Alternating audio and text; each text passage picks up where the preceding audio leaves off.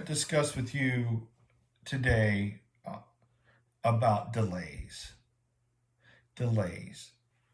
Delays don't always mean denials, especially from God. Sometimes delays are denials from man because they have an agenda behind their delays, and then sometimes they don't have an agenda behind their delays. It just is what it is.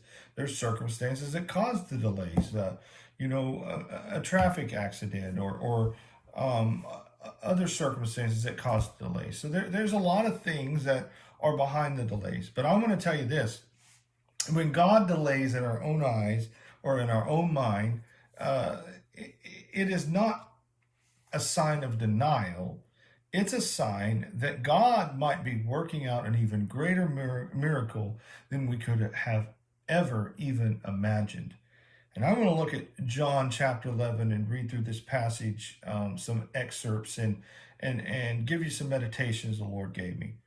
John chapter 11, starting with verse 1, it says, "Now a certain man was ill, Lazarus of Bethany, the village of Mary, and her sister Martha. It was Mary who anointed the Lord with ointment and wiped his feet with her hair, whose brother Lazarus was ill. So the sisters sent to him, saying, Lord, he whom you love is ill." So we know that these are devoted followers of Jesus that have found a problem in their life. Their brother is sick. The man who is sick is a devoted follower of Jesus. And they sent to him and said, Lord, they prayed, Lord, come, our brother is ill. Verse 4, but when Jesus heard it, he said, the illness does not lead to death. It is for the glory of God, so that the Son of God may be glorified through it. So when he heard the prayer, he prophesied and said, listen, God's going to be glorified through this. God is going to do something so amazing in Lazarus' life that he allowed this to come on him so that he might show his glory in Lazarus' life. So when we face hard times as Christians and as believers, we need to know this, that does not mean that God has forgotten us, that God has abandoned us. It might be a sign that God is working something greater in us than we ever thought possible. Now, verse 5, it says, now Jesus loved Martha and her sister and Lazarus. So when he heard that Lazarus was ill, he stayed 2 days longer in the place where he was. See, he delayed, didn't he? He knew about the sickness. He knew how serious it was. He had heard the story, but he wasn't stressed over it. He knew he was going to work out the miracle on his behalf. He knew he was going to raise him from the dead when Lazarus would die. So he delayed 2 days longer.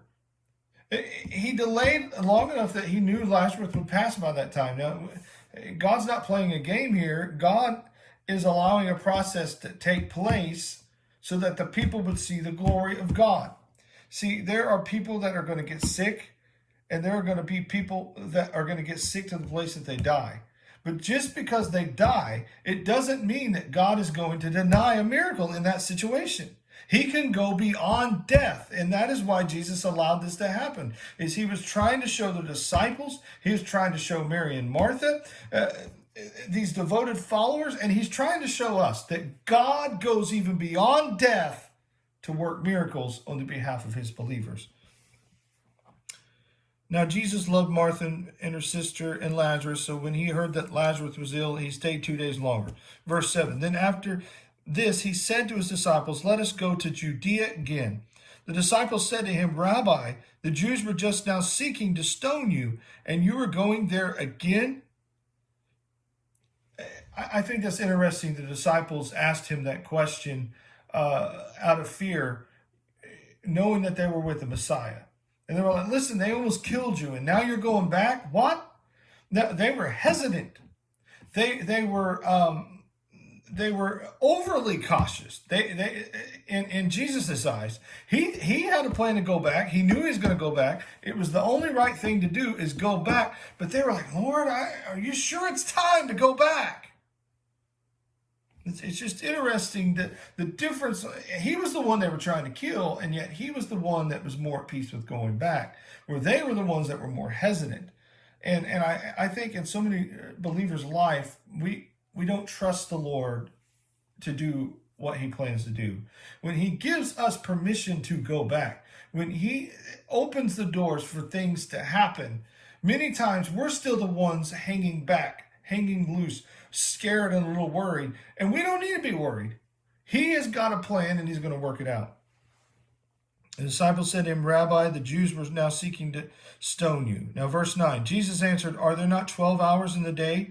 If anyone walks in the day, he does not stumble because he sees the light of this world. But if anyone walks in the night, he stumbles because the light is not in him. After saying these things, he said to them, Our friend Lazarus has fallen asleep, but I go to awaken him. So here, notice this, they try to talk him out again. The disciples said to him, Lord, if he has fallen asleep, he will recover. Now, so they're like, hey, now, Jesus, we don't need to go. Why don't we just hang back? We don't need to be a part of the Lazarus situation. Why don't we stay out of that one? I mean, things are kind of still a little dangerous right now. Now, Jesus had spoken of his death, but they thought that he meant taking rest and sleep. Then Jesus told them plainly, Lazarus has died. And for your sake, I am glad that I was not there, so that you may believe. But let us go to him. So Thomas, called the twin, said to his fellow disciples, Let us also go, that we may die with him. So here is Thomas. Now let me tell you how devoted Thomas was as a disciple. We always call him Doubting Thomas, because he didn't believe things. And here he's like, well, yeah, right, let us go with him because we're going to die too. But really, truly, Thomas showed his devoted attitude towards Jesus. He said, let's go with him so we can die with him. He was willing to die for Jesus. It's amazing how we can get some things right as believers. We can be devoted followers even to the place that we're willing to give our life for Jesus if it takes it, because we love him so much.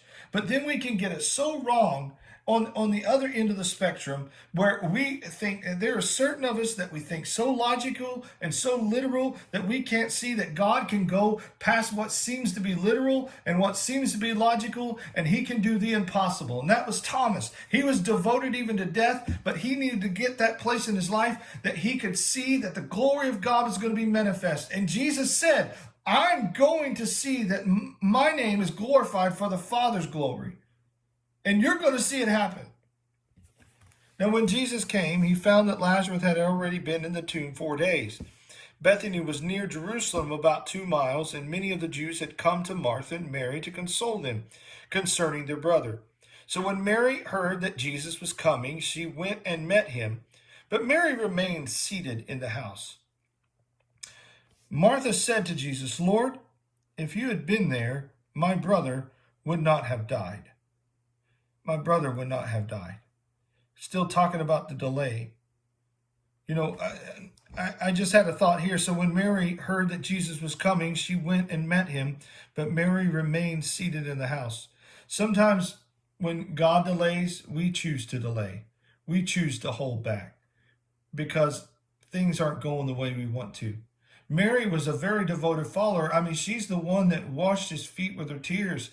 I mean, she's the one that fell at his feet in worship and thanksgiving for forgiving her of her sins, so on and so forth. I mean, we know Mary is that person. She's the first person to the tomb when he's resurrected. But here in this point, when he delays to do a miracle for her, when she thought he should do it, she found herself delaying.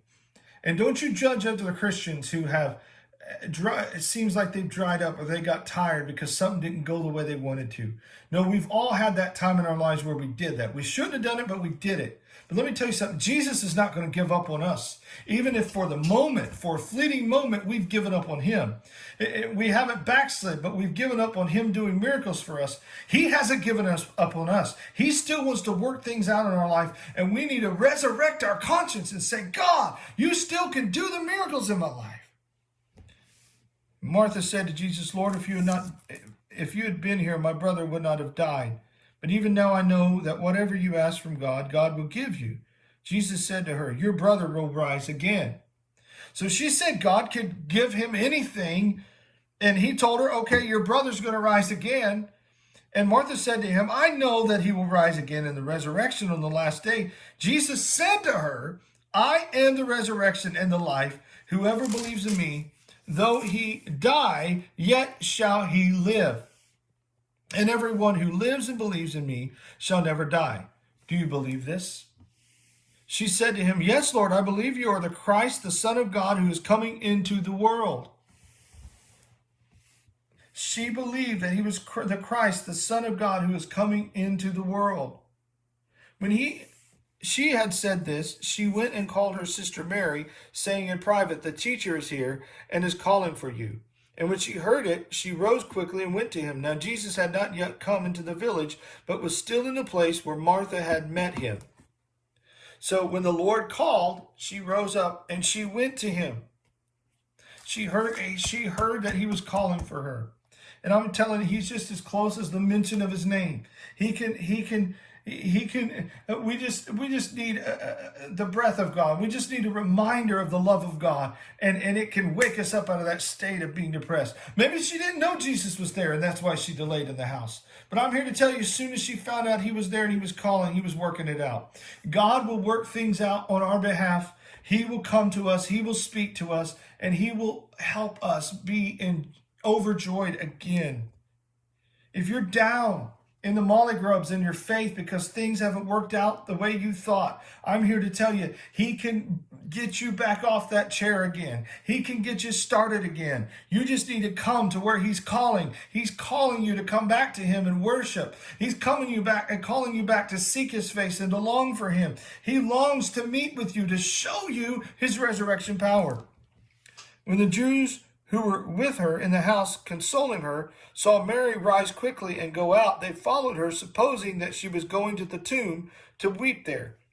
Now when Mary came to where Jesus was and saw him, she fell at his feet, saying to him, "Lord, if you had been here, my brother would not have died." When Jesus saw her weeping, and the Jews who had come with her also weeping, he was deeply moved in his spirit and greatly troubled. And he said, "Where have you laid him?" They said to him, "Lord, come and see." And verse 35 says, Jesus wept. Jesus wept. And he feels our pain. He feels our sorrow. He's deeply moved by our grievances. But as some commentators have said, Jesus at this particular time wasn't weeping because Lazarus was dead, because he knew he was going to raise him up from the dead. He wasn't weeping for Lazarus because he knew he's going to do something powerful in his life to show the glory of God. And he wasn't weeping over the fact that they had lost someone. He was weeping over the fact that they were not believing him to the full extent because they lost someone. They only believed in Jesus to a certain point, but they did not believe that he could do miracles beyond death. And a lot of commentators believe that that's why he wept, and that's why he was moved in his spirit. I look at it from both sides, and I see it from both sides. Maybe he was weeping because he was at a funeral and he sensed the sorrow of them because they had lost someone. But I kind of lean towards the fact that he was grieved in his spirit, that he was trying to tell them, I'm trying to solve the problem, and they were not getting it. And it grieved him in his spirit that they were not growing like he desired for them to grow. Jesus wept. So the Jews said, "See how he loved him." But some of them said, "Could not he who opened the eyes of the blind man also have kept this man from dying?" See, they were doubting him. They were doubting that he could work the miracle. They thought it was over with. And they were like, well, he's the Messiah, but he's only the Messiah until death comes. No, he's the Messiah way beyond death. He's the Messiah for eternity. Then Jesus, deeply moved again, came to the tomb. It was a cave, and a stone lay against it. Jesus said, "Take away the stone." Martha, the sister of the dead man, said to him, "Lord, by this time there will be an odor, for he has been dead 4 days." Jesus said to her, "Did I not tell you that if you believed, you would see the glory of God?" So they took away the stone, and Jesus lifted up his eyes and said, "Father, I thank you that you have heard me. I knew that you always hear me, but I said this on account of the people standing around, that they may believe that you sent me." See, Jesus is delaying for the fact that he's wanting to show them that God is about to show them really how powerful Jesus and his resurrection power is. He's overwhelming them with this over and over and over again. And so one final time, he's about to clinch it and show them who he is. When he had said these things, he cried out with a loud voice, "Lazarus, come out!" This man who had died came out, his hands and feet bound with linen strips, and his face wrapped with a cloth. Jesus said to them, "Unbind him and let him go." The King James Version says, "Loose him and let him go." And I'm here to tell you, no matter where you're at in your circumstance, you might be down. It might feel like God has delayed in working things out for you. But I'm here to tell you, he will come out and be alive in your life to your circumstances. He wants to resurrect the circumstances of your life. You might have went back into alcoholism once he brought you out of alcoholism. I'm here to tell you, he can set you free from that again. You might have lost someone in your life and they haven't come back to you, but he can replace that someone with somebody godly and loving and will care for you for the rest of your life. No matter what your circumstances or your situation, all he has got to do is speak to that thing and it will come back to life for you in the present. See, Jesus wanted to let them know he was the resurrection power in the present. Yes, he's the resurrection power in the future, at the last day, for the Jewish people, and for all who believe in him as Messiah most of all. He's the resurrection at the last day. Yes, but he's the resurrection right now. He resurrected us out of our sin when we were lost, when we were bound with the evil sins that we were committing, and we were headed to a devil's hell. Jesus got a hold of our hearts and changed us and set us on a new path. We were made new creatures in Christ Jesus. He's a resurrection power in the present, but not just in our salvation, in our circumstances. The Bible teaches that healing is the children's bread, that he can work miracles, that we can lay hands on the sick and see them recover, that God speaks through his people words of knowledge and word of wisdom that will help each other be encouraged and be uplifted in this life. He's the resurrection power now, not just into the future. And he showed it to him that day. And I'm here to tell you, in your current situation, you need to be reminded today that it's never too far gone and it's never too late for God to work it out on your behalf, even beyond death. So listen, his delay is not his denial. He has a reason for the delay. I don't know every reason that he has a delay, but a lot of times the reason is this right here, that God may be glorified with an even greater miracle than you wanted. They wanted their brother healed. Jesus wanted to do something greater than healing him. He wanted to resurrect their brother, to show them truly how great and how powerful and how awesome God can be in their life for his glory. And listen, when this happened, how many more people gave glory to Jesus by the resurrection of Lazarus? How many more people were touched by this? Because at a funeral, they saw a gospel presentation physically happen. And God might be doing that in your life. There's things that God has delayed in my life, and I'm like, God, why didn't you work it out when you did? And why did I have to go through that? In the past, I said that. But when I look back on it, the things that he has glorified of himself in my life, and how much more real and how much more powerful I see God in my life as a result of him not working it out when I wanted, but working it out when he knew it was best to be worked out.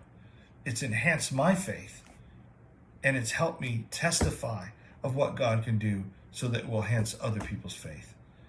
And if you're lost today, if you don't know Jesus, you might not be a child of God and you've went through some hard times. I'm here to tell you, I serve a resurrection Savior that can set you free from all those things that are troubling you, all those things that you're battling, and he can give you peace within. And I want to tell the believer, like Thomas, you try to reason it all out all the time, but there's just some things that go beyond reason. Thank you that you're willing to die for Jesus. But I'm here to tell you, also be willing to believe for the impossible, because he wants to do the impossible in your life, and trust him today. God bless everyone. Thanks for joining me for this Bible study, this Thursday thought. And I want to leave this with you. Please consider giving to our church, lorisfirst.org. That is Loris First Assembly of God, LFA, and you can give to us at lorisfirst.org. Click on the Give Online tab, and God will bless you for your giving to our church.